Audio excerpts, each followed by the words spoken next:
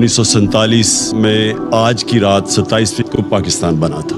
پہلے ہم سب کو سمجھنا چاہیے کہ ایک بہت بڑی خواب کا نام پاکستان تھا۔ یہ کوئی عام ملک نہیں بنا تھا، یہ واحد ملک بنا تھا اسلام کے نام پہ، اور اس میں ایک نعرہ تھا کہ پاکستان کا مطلب کیا، لا الہ الا اللہ۔ سارے بر صغیر کے مسلمانوں کی کوششوں سے، ان کی ووٹ سے پاکستان بنا تھا۔ جو آج 20 کروڑ لوگ ہندوستان میں ہیں، ان کے جو بڑے تھے ان کو پتا تھا کہ وہ پاکستان میں نہیں رہنا، اس کے باوجود انہوں نے اس خواب کے پیچھے ووٹ دی تھی پاکستان کو۔ تو یہ ایک علامہ اقبال کی جو خواب تھی وہ ہمیں سب کو سمجھنا چاہیے، کیونکہ جو ایک قوم اپنے نظریے کو کھو بیٹھتی ہے وہ قوم کا وجود ختم ہو جاتا ہے۔ تو ہمیں پہلے سمجھنا چاہیے کہ بہت بڑا پاکستان کا جو خواب تھا ہمیں اپنے مقام کا سمجھنا چاہیے۔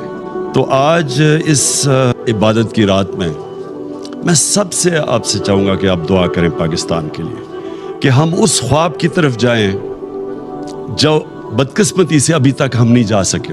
یاد رکھیں، ہمارا جو قرارداد مقاصد تھا اس میں واضح تھا کہ پاکستان نے ایک اسلامی فلاحی ریاست بننا تھا، اور وہ مدینہ کی ریاست کے اصولوں کے اوپر کھڑا ہونا تھا۔ وہ جو تھی مدینہ کی ریاست، وہ ایک نبی صلی اللہ علیہ وسلم کی سنت تھی کہ اللہ نے ہمیں حکم دیا تھا کہ ان کے قدموں پہ، ان کے شریعہ پہ، ان کے راستے پہ چلو۔ تو مدینہ کی ریاست ان کی سنت تھی، اور وہ کیوں اللہ نے ہمیں حکم دیا تھا؟ کیونکہ وہ ریاست نے بنیاد رکھی تھی دنیا کی سب سے عظیم سویلائزیشن۔ مسلمان نے کئی 100 سال دنیا کی امامت کی، ہر طرح سائنسدان بھی ٹاپ مسلمان تھے، ہر کلچر میں، تہذیب میں سب سے آگے تھے۔ تو اس کی بنیاد رکھی گئی تھی مدینہ میں۔ تو یہ پاکستان کو اس اصولوں پہ ہمیں کھڑا کرنا چاہیے تھا۔ ہمیں پہلے لا الہ الا اللہ کا مطلب سمجھنا ہے۔ لا الہ الا اللہ کا مطلب، جب آپ اللہ کے سوا کسی کے سامنے نہیں جھکتے، انسان آزاد ہو جاتا ہے۔ اور جو ہماری یہ زنجیریں جو ہمیں زمین پہ رکھتی ہیں، یہ جب تک لا الہ الا اللہ کا مطلب ہم نہیں سمجھتے، وہ زنجیریں ٹوٹتی نہیں ہیں۔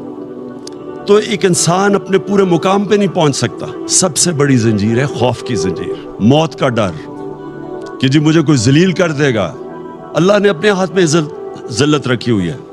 رزق کا ڈر کہ میری جی روزگار نہ چلا جائے۔ یہ سارے وہ خوف ہیں جو انسان کی پرواز روکتے ہیں اوپر۔ تو جو چیز انسان کو روکتا ہے اپنے مقام پہ پہنچنے کے لیے، وہ لا الہ الا اللہ ایک ایسا چیز ہے جو سب کچھ توڑ دیتا ہے، وہ زنجیریں توڑ دیتا ہے۔